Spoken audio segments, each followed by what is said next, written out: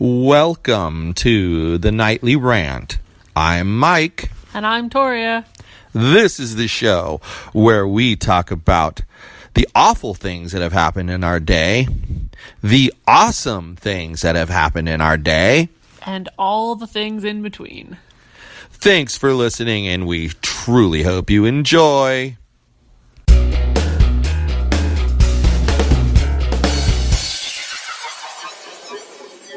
What's up? The ceiling.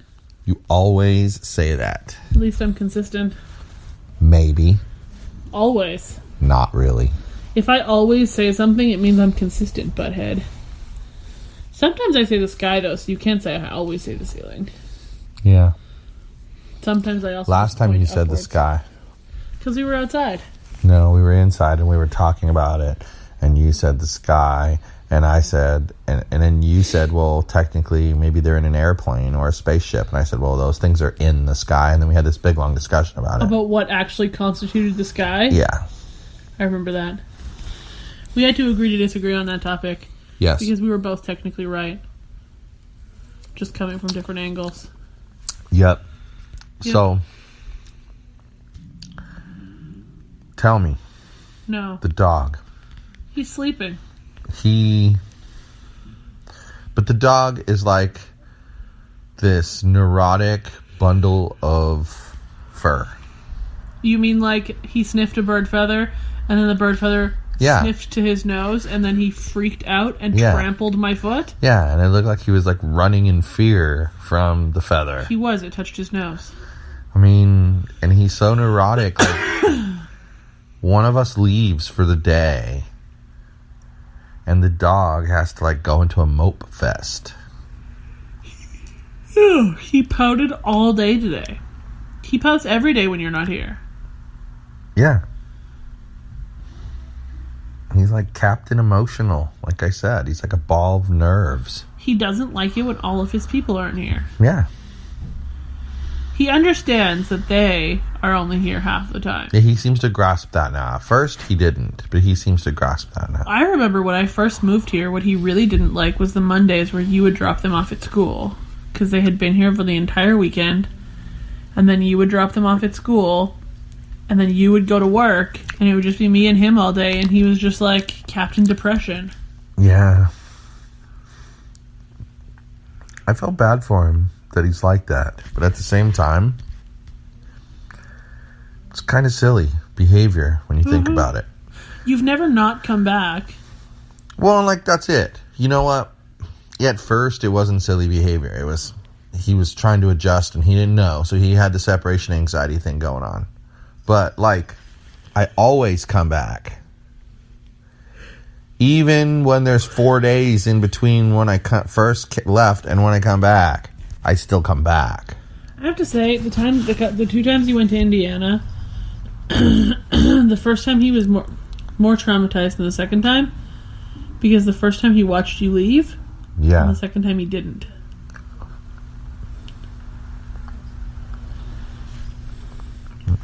That dog, I don't know.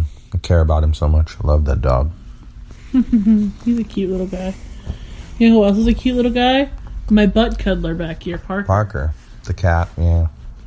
He's biting me. He has really come out of that shell that he was in, though. Oh, no, he's licking me. Parker's just crazy like that. He's getting skinny. Like, Yogi's always been, like, out there personality. Not so with Parker. No, he used to hide from us. Now he doesn't. Now he assaults me.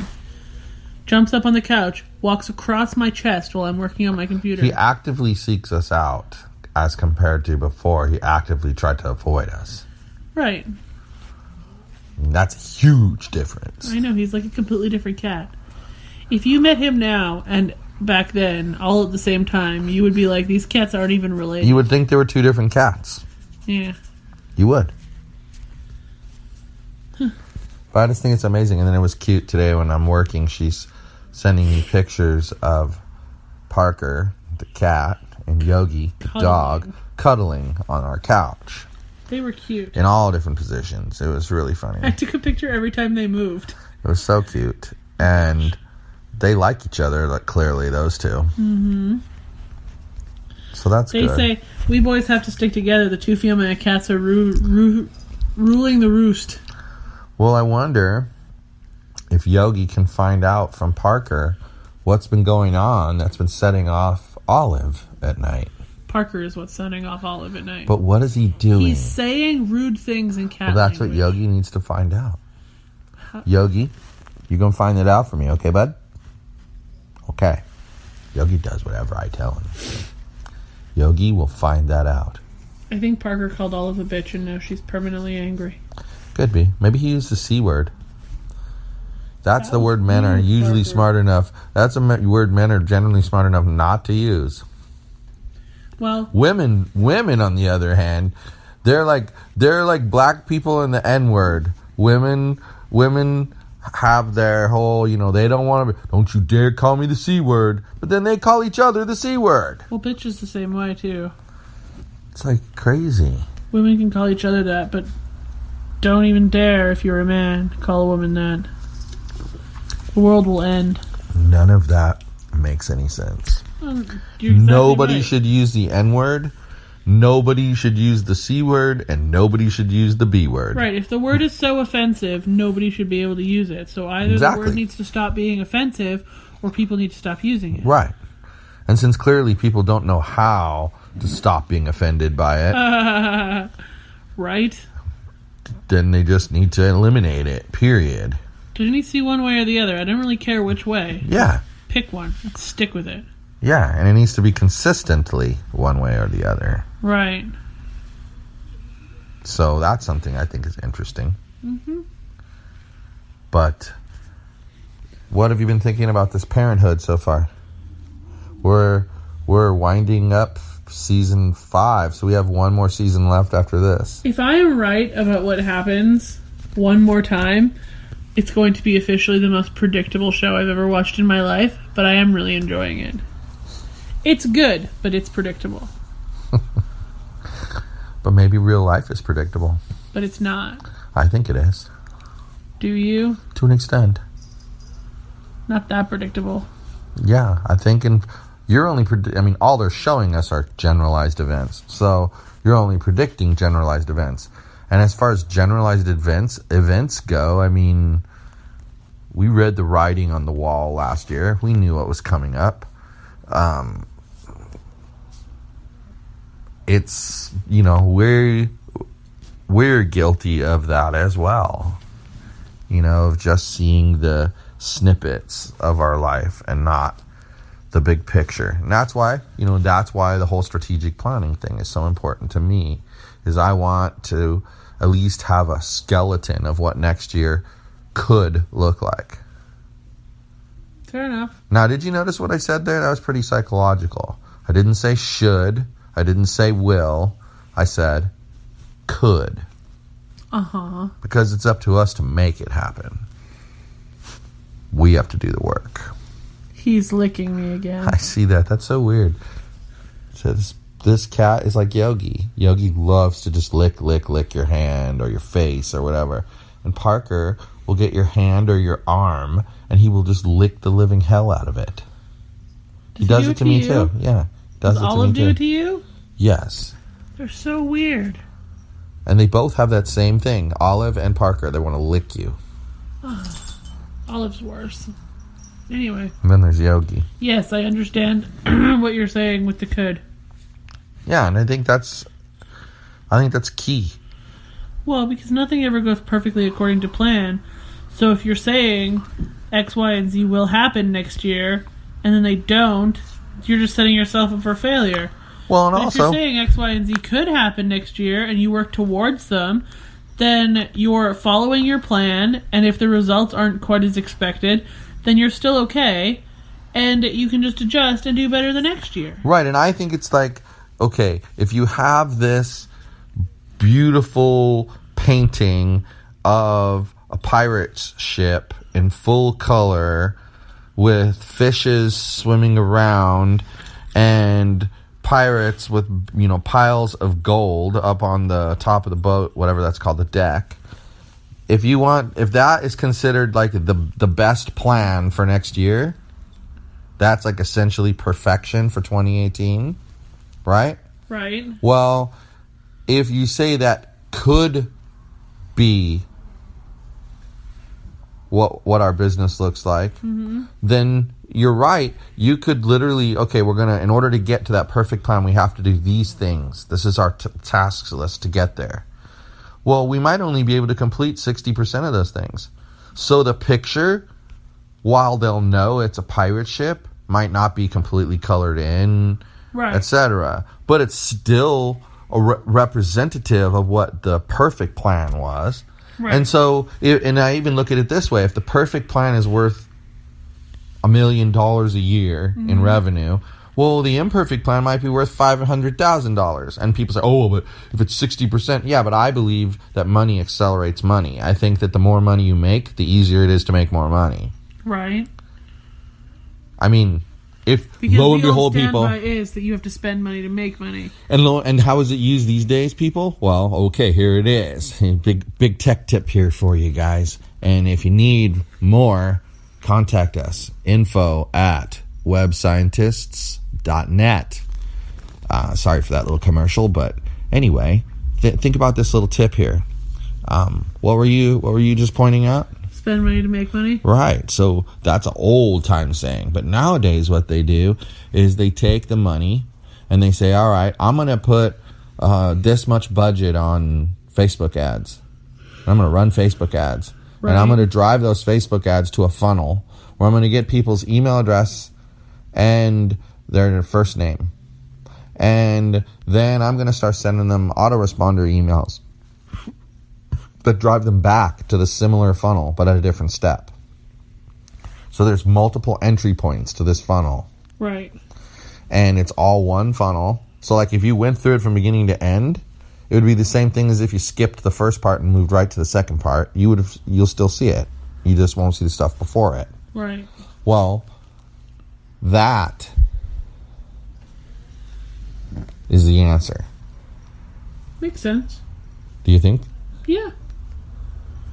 I mean, sales funnels have been around forever, so. Well, right. And so the answer is, you get up to $500,000. Maybe you double or triple your, that's cute, double or triple your Facebook ad budget. Right. Which then in turn drives more people, which brings you in more money. So, because obviously the goal of every ad spend is to bring in more than you spent. Right. I mean, if you're making $100,000 a year and you're spending 5% of that $100,000 on advertising, and you consistently spend 5%. Yeah, as you get more and more money, year, it's more cash. Spending 10 times more on ads. Yeah. I mean, you just die. Right. But it's still 5%. Right. That's why ad spend is usually supposed to be some kind of percentage of your budget. Yes. Exactly. And it grows based on your growth and shrinks based on your shrinkage. Well, and the best part about that is, like, I used to argue this at Restaurants on the Run. We had a marketing department. Mm-hmm. And my argument was that they kept telling the marketing department, here's how much money you get. Right. Now, I say that's bullshit. I say you tell them, marketing department, you get a budget for salaries of this much money. Then the rest of your budget is X%. Yeah, because if you limit them to a hard number, then you're limiting your potential. Well, yeah. Or you're overspending. Right, one or the other, because maybe you're not doing enough business to warrant the money they're spending while you're wasting money. Right. But conversely, in order to get you to that accelerated phase that I just talked about, they've got to spend some money. Right. Well, they might get to the point where they've eaten up their budget. But if it's based off of a percentage of the revenue, well, by getting more people to come in, they're getting more people to buy, which is increasing the revenue. And as the revenue increases, they get more money back to the bottom line over and over and over again. And it just keeps feeding itself. And what's great about that model, when you get to the end of the year, you're going to know that you spent money on technology. You're going to feel it. Your hosting fees, everything. You're going to feel it. Mm-hmm. Okay? You're going to feel the that infrastructure cost of like utilities, et cetera, et cetera, et cetera. That you're going to feel. But what you usually don't feel is the cost of your sales department, because your sales department, unless you offer them a ridiculously low base salary, most sales jobs don't have a base salary. They just have commission. Right. Well, you're fine, because if you're paying, let's say 10, keep a round number, like you said, 10% commission, right? Well, if they sell $10,000, they're going to make $1,000. If they sell $100,000, they're going to make $10,000. Guess what? Guess what? The company actually is making the same profit at both levels. Duh, because they're giving you 10% away. But they're making 10 times as much money, but so are you. The argument you just made is the reason that the high-up people at the company I used to work for, that was the reason they gave for not giving us raises in the accounting department. Because we weren't actively bringing in more revenue, so they didn't want to pay us more. But that isn't the argument that I'm making. Well, it was just part of it. The argument I'm making is that when the commission departments have zero effect, there's no pain to the company. That. And how can there be pain to the company? It's one of those things. I don't understand how you don't see that's related. Yeah. Well, hold on. I'll tell you why I don't see it's related when I finish my point. If you make $0, 10% of $0 is $0. So if you don't sell anything, I don't pay anything. That's the beauty of the commission structure. You made the point. So I don't understand how that has to do with a salaried position that's always salaried and has nothing to do with percentage of revenue. You made the point that departments like that are pain points. Well, yeah, they are pain points. Yeah. So increasing your pain point isn't something they want to do. So they give all their raises to the salespeople and never raises to their other people. That's not what my argument was about, though. I see how they're related. That's all I was trying to say. Is that they're related. I'm not trying to say it's the same thing. But I would respond to that with, you have to take your profits and decide how much percentage of your profits are you going to reinvest into salaries. And whatever that is, you have to look at your structure. How much percentage of your people are in commission, and how much are on a salary or hourly basis, right? And if there's 30% that are on a hourly basis and 70% that are on commission, well, then that's how you should split that payroll budget up. 30% should go to the salaried people and 70% should go to the commission people, and it's all equal, because if there's 100 people, that would mean 30 people are over here and 70 people are over here. And if I had $100,000 to give out, 30,000 would go over here, 70,000 would go over here. Each person would get $1,000, so it's all equal. But that's how you do it fairly. So you're going to continue to grow your sales group because they're going to be more and more motivated to sell, but you're also going to keep your accounting people happy, because you're going to keep giving them a raise constantly. Do you think that I disagree with you or something? I'm telling. Do you realize we're not just talking to each other, right? That there's actually people listening to this, and they might not know me so well that they know where I'm headed with it. Okay. That's all I'm trying to say. So in the end, you got to keep everybody motivated. If you don't keep them motivated, and it's unfortunate, but people are more motivated by money than anything else. But here's the thing that I've seen. Companies can get away with what they were doing if they treated you like there's a reason none of us kings and queens. Anymore. But if they had treated you like kings and queens, they could have gotten away with some of that. Because you're getting rewarded in a different way. Your job feels satisfying because, hey, they like what I'm doing. Mm-hmm. I've been in that route before.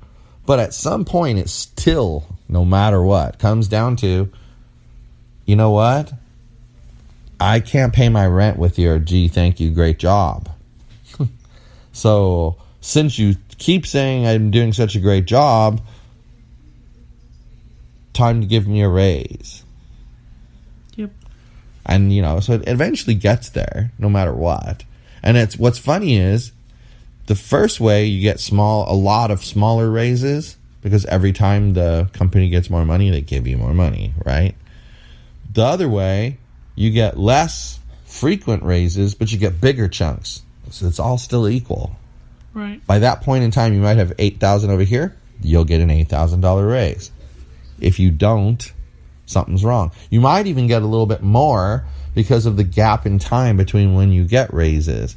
So you might get the current raise plus some, whereas this guy only got up to the current raise part. But he'll eventually bypass you because that's the only raise you're getting until the next time, et cetera, et cetera, et cetera. But your company that you're talking about used to beat you up internally. I hope they go out of business to the point where you felt like you didn't want to be there at all. Then they wouldn't go through with their promises, and they treated you like shit because you were a pain point. All of the things, like they hit all of the check boxes on that problematic thing. I don't understand that. Like how people like you lasted there as long as you lasted. Well, when the economy is shitty and you can't find another job, you're kind of stuck with it. So that's what I was going to ask you next, but you just answered the question. So it's 100% an economic. It took me 6 months to find that job. So it's 100% economic decision. See, I mean, it's similar to why I stuck out what I stuck out. Yep, I get it. You know, you took a while to find something like that. You're not going to just step away from it. Right. That's, that it's not like I didn't actively seek out other jobs while I was working there. Oh, I know this. I took you to one of the interviews. Mm-hmm. Do you remember that? Yeah. E&H Milling. Yeah. I remember. They didn't advertise their job accurately, or I wouldn't have even applied to it. Yeah, that's what you said afterwards. But, yeah, I mean, I think it's all about, to me, the bottom line about all of this is just you have to work hard at what you do, no matter what it is. You have to work hard at what you do. That's the bottom line to all of this. Mm-hmm. Just work hard at what you do. If you do that, the other stuff's going to come. But the thing is to figure out how to keep your revenue going up. And there's really only, like we talked about, there's really only 2 ways. Or at least holding steady. Bring in more hours, or increase the rate. Those are like the only 2 ways to bring in, quick money. So that's always an intriguing balance. And I think actually in some situations, raising the rate is appropriate, and in other situations, bringing in more hours is appropriate. Well, and I think sometimes you have to play the game of bringing in more hours at first and then slowly raising your rate while dropping your hours, and then do it again. Yeah. And again. Yeah. Well, I mean, I think I told you, but, 9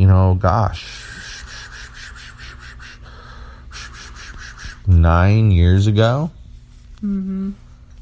I was charging $150 an hour.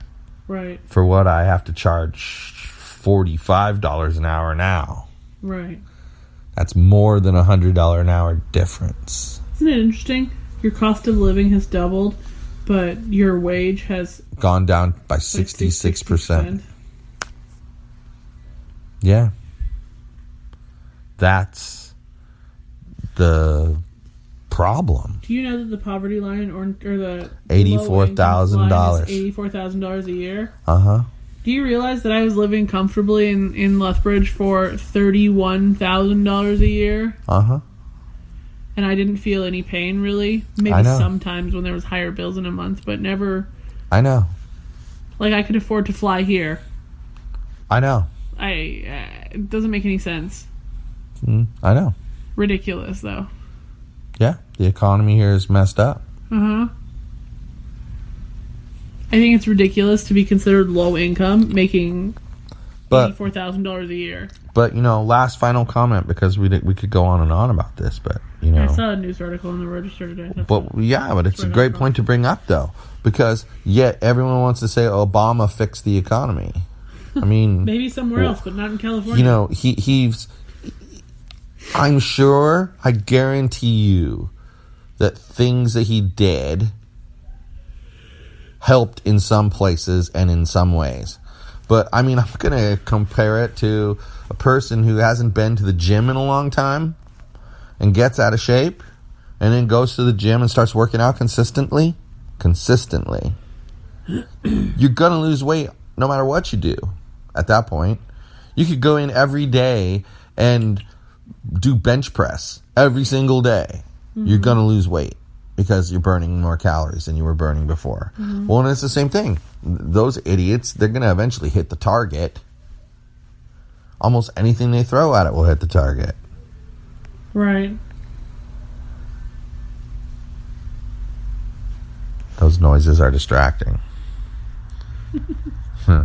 So, don't fall for that. Just that it was interesting.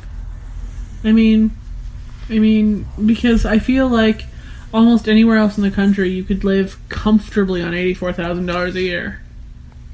Comfortably. Like, own a house. I think that in places like, I know for sure San Francisco, you could not. I said other places in the country, leaving out California. Because I know Seattle, you could not. Shit.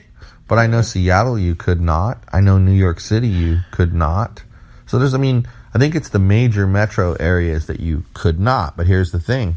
But the rest of the country. Well, but here's the thing. 98% of the land mass. Woo! Way to step on my point. Yay! Woo! Woo! Oh, yeah! Stepping on my point. Ha! Anyway, I'll finish my point now, if I even can remember it at this point. Yeah. Stepping on my point. Feel free to finish your point. I'm trying to remember what it was, and I'm lost. Completely. I said 98% of the landmass, and that's what you decided was me stepping on your point. You did, though, because I was trying to finish what I was saying. Huh. You were talking about... Oh, I know what I'm trying to say. You can't be in one of the major metropolitan areas. You can be in the middle of the country, though. And why does that matter, whether you're in a metropolitan area or not? I mean, after Especially all, when you're a using the baseline, internet... Yeah, using the internet, you can fucking go to Thailand. As long as you can connect to the internet, you can work. You didn't even laugh at my joke? Because if I did, at that point, I would have totally lost my point. But that's the point I was trying to make. Is it's like... Yeah, so yeah, you could take your $84,000 a year and freaking go live in Utah. And guess what? Yeah, you can go live on like... You're going to make a ton of money. You can go live on some badass acreage in Montana with a boss internet connection. You could literally never talk to any of these people we've classified as stupid in our previous podcasts. Yep. And you could just be happy and be a paid lancer. It's like the Teen Mom Show. Mm-hmm. All of them are getting paid buku bucks to be on that show. They get paid really well. When you consider that really all they're doing is they're letting them come and record their lives, but as you can see, as we're getting let in more and more, they get to schedule which things they will let them record and which things they won't. So they have so they have a little control over that. But also they have to like make appearances once in a while. And that's it. That's their quote job, end quote. Something. So they get paid really well for their job, right? Mm-hmm. Okay.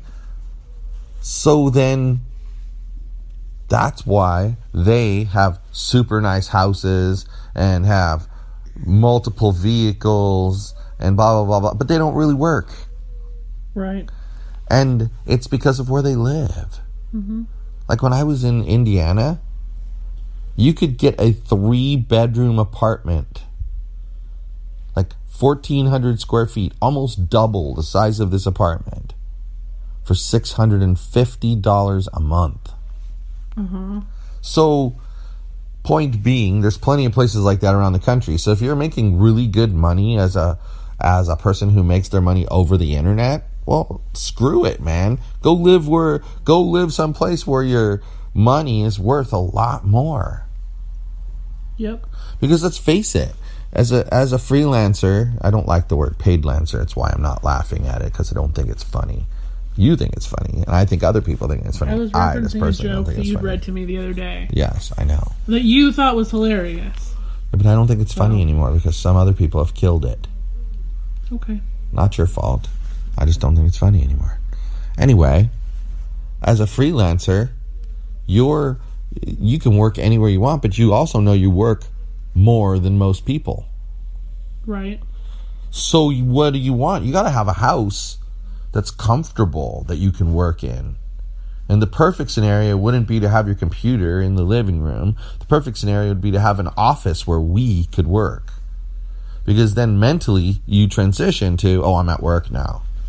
Dude, if we had a 5-bedroom house, you could probably pay the same mortgage on a 5-bedroom house other places in the country than you could here. Everybody would have their own room, and then we'd each have our own office. Yeah, that's the thing. Like, it's so much more affordable. Why do you have to live in California? I mean, it's just so much more affordable. So that's where my mom chose to take us many moons ago, almost 50 years ago now. 47 years ago. So, anyway, anything to contribute, or are you just going to sit there and give 1- and 2-word answers? I've been contributing, but every time I contribute a long sentence, you tell me I killed your thought. Well, I'm shutting up now, I've been letting you ramble. No thoughts to kill. To say. Wow, rude. How is it rude? I don't have anything else to say. You want me to lie to you? Your comment that was rude, not the last part. Jiminy crickets, man. All right, well, we got a noisy midget next door. 2 of them. Super noisy. But you guys, hope you're having a good week. We're doing better than last week, I think. I think everybody's feeling a little bit better. Yeah, that for the most part. Sickness is slowly getting out of the house. That's good. Mm-hmm. So, all right, well. Well, good night, everyone. Hasta la bye-bye.